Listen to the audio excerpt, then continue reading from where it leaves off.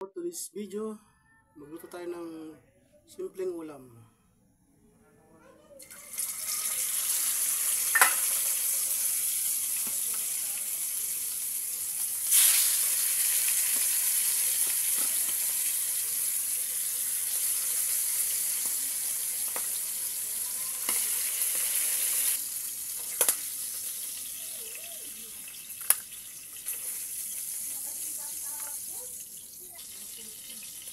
Ito tayo ng luya,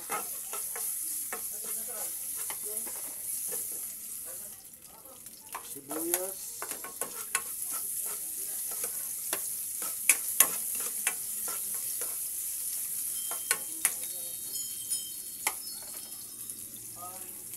kamatis, ito tayo ng paminta,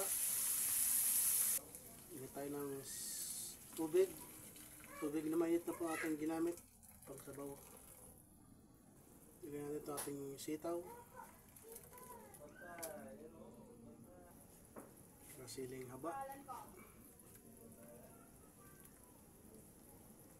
takpan mo na at pakuluin.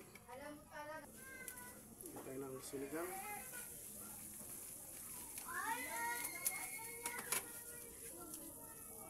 ilagay natin ating talong, ilagay okra. Hindi na tayo naglagay ng labanos. Isunod na rin natin ang ating bangos na prito natin ng saglit.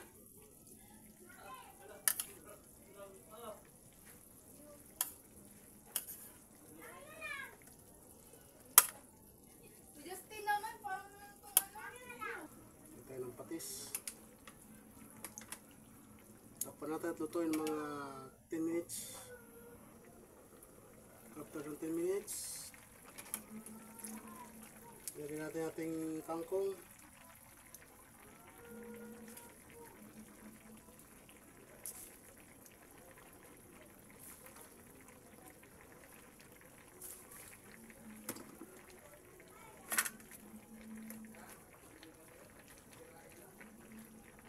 Takpan natin ulit.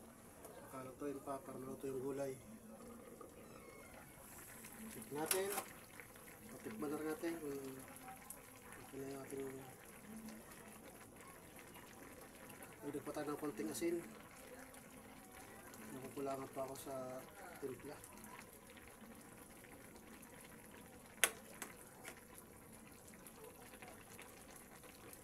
Ayan, luto na ang ating sinigang na bangus.